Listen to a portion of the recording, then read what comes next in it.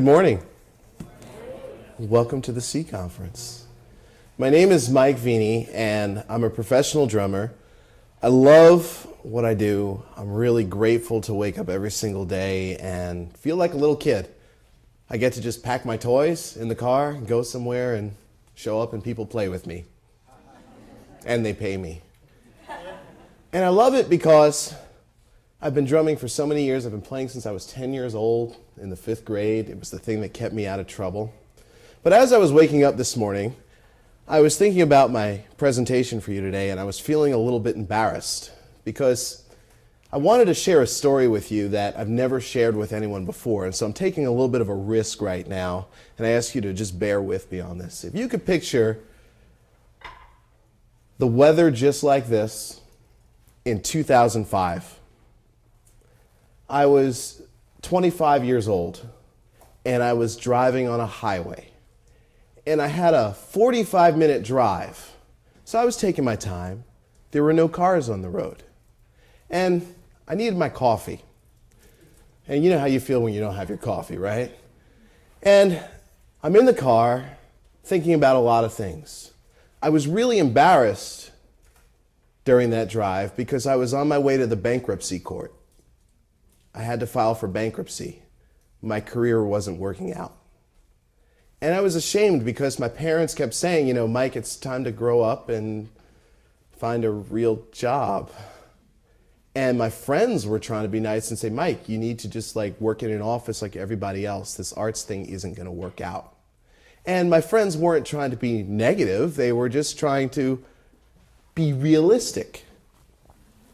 And I remember thinking, you know, I'm on my way to the bankruptcy court. Things were so bad with me that I didn't have the $200 just to file bankruptcy. I had to actually go on a 5-month payment plan for $200 because I couldn't even afford that. Things were really, really bad. And I'm on my way to the court, and I'm like, okay, I at least need my coffee. And so I go into a deli, just a random one that I found right near the court, and I got coffee. But something else happened in that deli that took 1 minute that changed the future of my career as a drummer. Before I tell you about the change that happened, I want to tell you what I learned along the way after that change. I learned a few things in the past 8 years, I'm 33 years old now, that have given me this wonderful career and that made things much different from that day going to the bankruptcy court and now. One thing I learned is that as an artist, we're taught to work on our art. And that's great. And we can be really good at it. And sometimes some of the greatest success stories of artists aren't the most talented artists. I mean, look at the world of pop music, for instance, right? And I learned that it's important as an artist that you have to understand your role at all times throughout the day. One of the greatest books you can read is a book called The E-Myth Revisited by Michael Gerber. And the great thing about this book is that it's one of the best-selling small business books of all time. And it's a short story about a creative person. A woman who has a pie business and she wants to do well baking her pies. She's got grandma's recipe. And the book taught me that at all times I have to realize that not only am I an artist, but I'm also an entrepreneur, a manager at the same time. And depending on what activities I'm doing, I'm going to be in one of those roles and I need to understand which. I also realized that when I ignore the entrepreneurship role, I don't think about the vision for my career. I don't think about the budget. I don't think about the marketing I need to do. When I'm not in the manager role, I don't get the stuff on time. I can't organize myself. And if you're not working on all three of those roles, you will fail. I meet so many talented artists from around the country who don't understand this basic concept, that you have to pay attention to all three roles. Part of my work now is consulting, and I consult with an artist from South Africa. He's got a wonderful music school, and we have a wonderful relationship. We chat over Skype, and sometimes there's a little delay due to the technology, but it's still a wonderful relationship, and he's so passionate about his school. It's done so well. He loves music, and he's actually building another school. But he's stressed out beyond belief, and can't grow the company. And the reason he can't grow is because he's not taking the time to sit on a rock in the park and think about his vision. That's what I'm working on with him right now. He's slowly starting to do it more and more, and it's actually helping. So it's important to do that. The other thing is, when you understand the other roles besides just being an artist, you'll have a better way to tell if somebody's screwing you over. If I didn't understand anything about basic accounting, my accountant could do whatever and I'd just pay her whatever and that's it. Sadly, one of the great pop artists, there was a story about Rihanna recently who said, I think it was on her 2010 tour if I'm correct, that there was a major accounting mishap and her accountants charged way too much for stuff. And there's a lawsuit going on right now. I don't know all the specifics, but I saw this on the news. And part of me is wondering, where was someone to just keep checks and balances on this stuff, you know, with all the staff she has? So it's important as an artist, no matter how much money you make, no matter how well you're doing, to understand your roles so you can understand what's going on. The other thing that I learned was about relationships, and this is my favorite one because I'm a relationships person. Yesterday, I was really fortunate to have a wonderful, wonderful day here in Chicago. I had a nice deep dish pizza in the afternoon with Katie Sawa of the CEO organization. I got to meet another organization in Chicago that's interested in hiring me, and last night, I got to go to Buddy Guy's. I got to hear some blues, and I got to hang out with my friend Fernando Jones, who's a great blues guitar player here in Chicago. And I was really, really just enjoying myself. It was a wonderful night. And one thing that I learned about networking is what networking isn't. When I was in college, I thought networking was you printed out some business cards, you put on a tie and look professional, and you go to events, and you introduce yourself to people and have stuff to say and talk to them about what you do, and a little conversation goes on. Unfortunately, I learned the hard way that that's not what networking is. And it's great that I'm bringing this up right at the beginning of a conference. What I learned is that you can actually really develop really good relationships with the right people, even if you have bad breath, you're picking your nose, and you're sweaty, because real relationships are about giving to other people. I learned this relationship lesson the hard way. I recently got to work with the guy who did the music to ABC's All My Children and The Guiding Light. And, you know, for years, I was trying to get in touch with this guy. I was being nice. I did all the things, you know, you should do. I kept calling him and saying, hi, I'm Mike. That drummer you met years ago, do you have any work for me? And he really didn't have much to say to me. He said, well, I'll let you know if I need you. Then one day, I found out that someone needed a composer.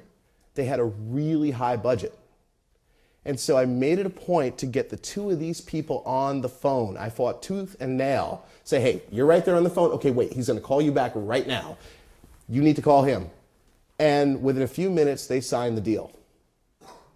After that, I got the call from this composer, and he said, you're going to be my drummer on this. That's real networking.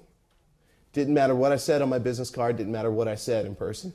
So one thing I'm a big believer on is the power of relationships. The other thing that I'm a big believer on is meals with people. I talk about this all the time. Yesterday, again, I said I got to share some wonderful meals with people. And there's something about sitting with somebody, you develop this thing called a friendship. And everybody likes to help their friends, right? So that's why I really encourage all of you today, as you're sitting here and going to be networking at this conference, to think of meeting friends. And think about not what they can do for you, but what you can do for them. In fact, one of the greatest parts of my career now is going out of my way to help my friends.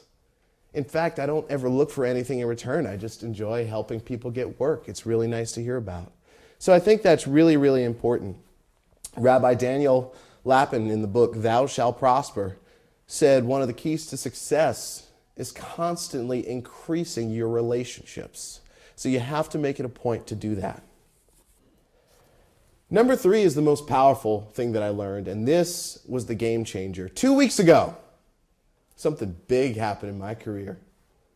In one day, in 1 hour, I got myself 2 gigs paying $5,000 each. That was big for me. And it was funny because I was glad that it happened because I knew that I was going to be speaking at this event. And I wanted to talk about it because I was super excited. I called my mom. She was so proud of me. There was no more, you should get a new job. It was, can I be your assistant, Michael? Thanks, Mom.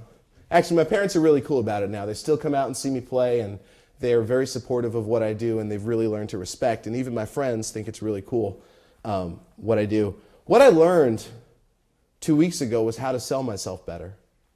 And this is a big challenge for a lot of artists. And I'll tell you why. I was talking about it, I think, with Margaret this morning, about there's this paradox that I call the arts entrepreneur paradox, where artists say, I'm going to pursue a career in the arts. I'm going to give it my all because I don't want to wear a suit and tie, which I'm wearing a suit and tie right now. I'm very aware of that.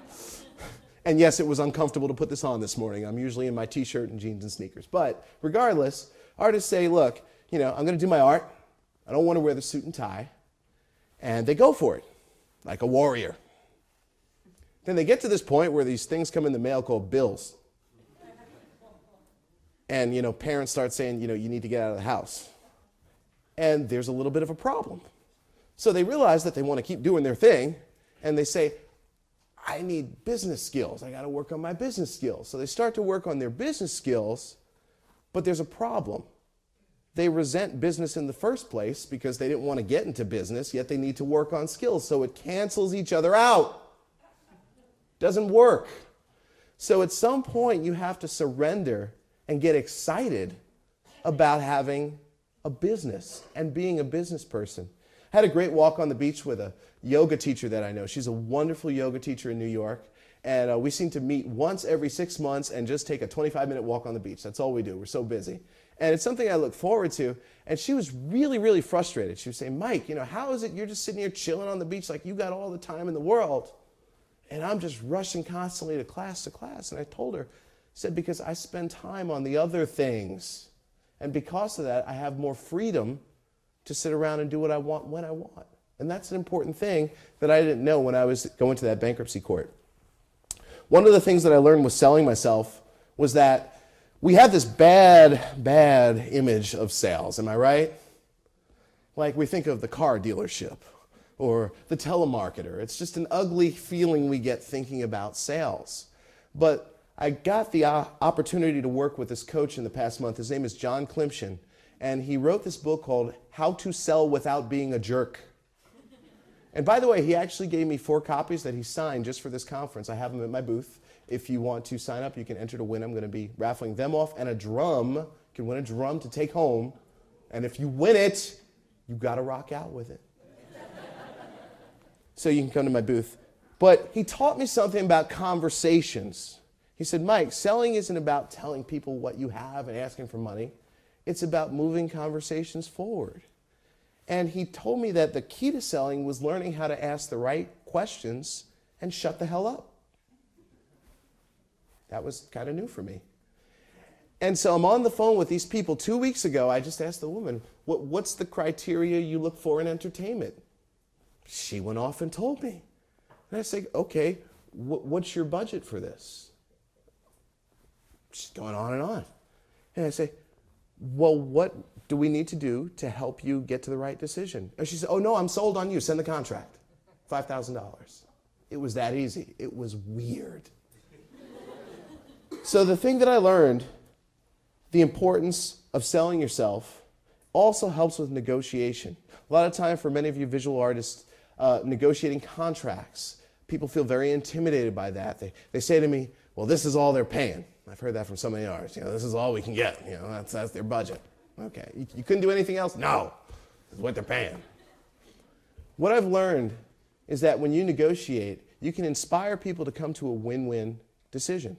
And that's really, really important. One of the things you're even going to see with selling myself, you can actually see me in action selling myself. I have a booth with drums for sale outside. You can actually see what I'm talking about. I will question you as you come to my booth to get you to buy a drum now. But the important thing I learned about selling, and I was actually talking to my mom about this because we were talking about interviewing. And interviewing on a job is just like selling. And the goal was, what's the goal of going into an interview? And I told my mom, we were going back and forth. She said, you got to answer the right questions. I said, no. The goal of an interview and the goal of selling is to inspire someone to come to the right decision for themselves. And a lot of times that decision is not going to be your work of art, and that's okay. And it's not going to be, you as a graphic designer. That's okay. But what I've learned is that, go back to what I said before about relationships, is that if you're selling yourself the right way and people trust you, they will come back to you as a trusted source.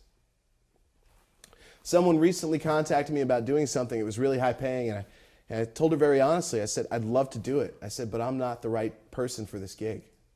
I said, my friend could just do a better job because he's got better skills in this. And she appreciated that so much. And I'm hoping that will lead to some other things in the future. So it's important as artists to do that. So the C Conference is a wonderful training ground for you. And the beautiful thing about this conference and this organization is that it will facilitate your growth as an entrepreneur. And the reason you're going to grow is because you're going to learn to make more money. And when you make more money, you can share your gifts with the world.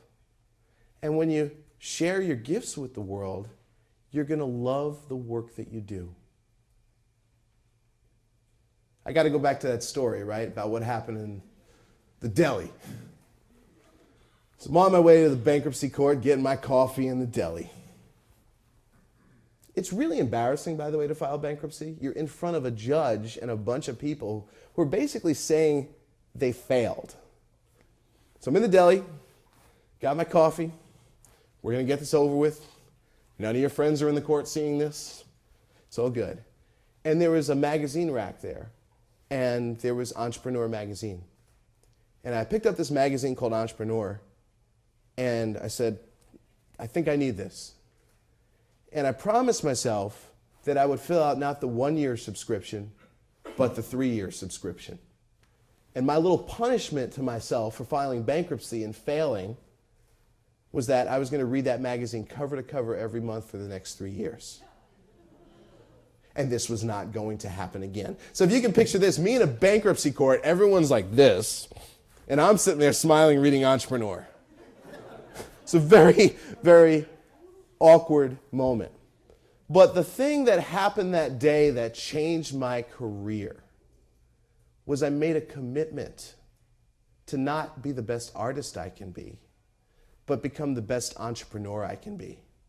And I knew that if I became the greatest entrepreneur that I could be, I'd get to do more than I ever imagined as an artist.